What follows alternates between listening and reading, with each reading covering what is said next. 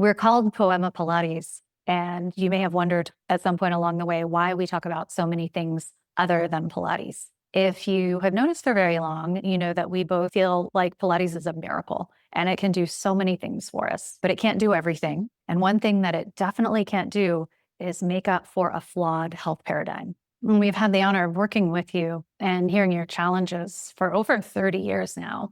The challenge we hear about the most is the creeping weight gain that happens in all the usual places and then some new places as well. And the things that used to work to address that aren't working anymore.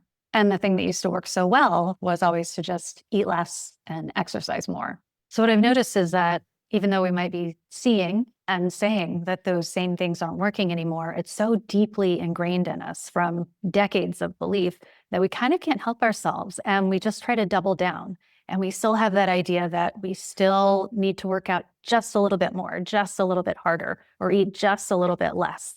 And then it'll finally work because we've always thought of it as a simple math problem.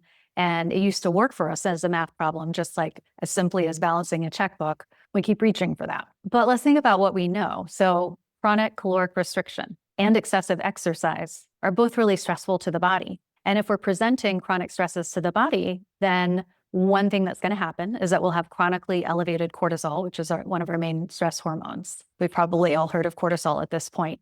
One of the things you might have heard about it, we have chronically elevated cortisol. That is a main contributor to that very specific ring of fat that we can get around the lower abdomen, which is a lot of times the exact thing that we're trying to get rid of and why we're doing the excessive exercise and the caloric restriction. It's actually those things are key contributors to our abdominal fat. And not only that, but there are all the other effects downstream from chronically elevated cortisol, like suppressing our estrogen, which is something that we're already dealing with a little bit past 40, increasing our pain levels. And the biggest one is cortisol is a big bone stealer. We're not laying down, rebuilding our bone when cortisol is ever present. So basically everything that we're worried about, we're directly contributing to when we keep hammering on that eat less, exercise more paradigm. What's even worse about all of that is that if we really stop and think about it, we know that that whole concept of calories was really sketchy to begin with. So all of us know of two different people where one person is constantly exercising, really watching what they eat so diligently, but they just can't lose weight. And then we know another person who eats whatever they want, doesn't really exercise, and they're just perpetually thin.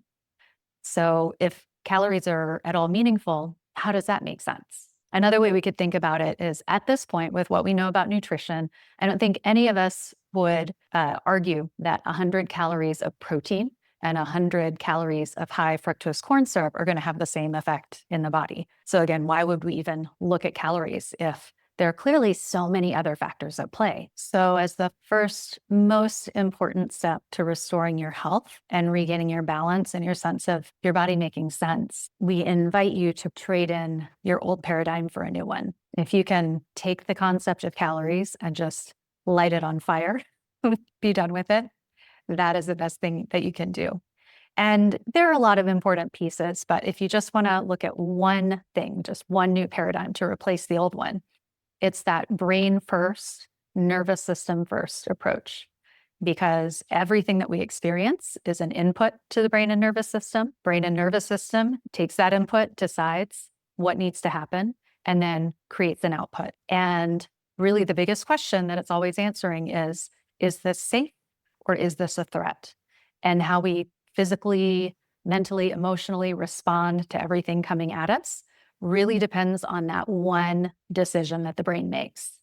Is this safe or is this a threat? And so we could say that if we're constantly starving ourselves, and that happens over and over time, that's very threatening. If we're exercising to the point of wearing down our joints and threatening our mobility, big threat. We're not going to have a good response from that exercise. So with nutrition, can we look at, instead of what do we need to take away, what do we need to provide so that we're nourishing our bodies, giving ourselves everything that we need in terms of protein, in terms of healthy fats, in terms of a good micronutrient balance, in terms of our movement and exercise. Step one, building, maintaining as much healthy muscle tissue as we can, because we know that benefits absolutely every aspect of our health. And is going to keep us safe. It's going to keep us the strongest, the most mobile, the most pain-free, the most resilient to any accident or incident that might happen. And you know what? Your deeper inner intelligence kind of knows. And probably that's why, even though you have this idea that you should be exercising harder and this idea that you should be eating less, it's maybe why you're not actually doing it, because there's part of you that knows that's not the way. Kind of a bummer, because that's a very simple two-step thing. But the alternative that we're offering is also simple. It's just a different set of steps. In addition to an intelligent Pilates practice that is deliberately building muscle and improving our movement patterns and protecting our joints, we'll keep talking about these other aspects. So if anyone you love is struggling and could maybe benefit from a new paradigm, please share this with them and they can sign up for our emails so that they're on the ride along with us as we build really simple structures and habits to always be feeling better, not just even after 40, but especially after 40. It's totally possible. Thanks for listening.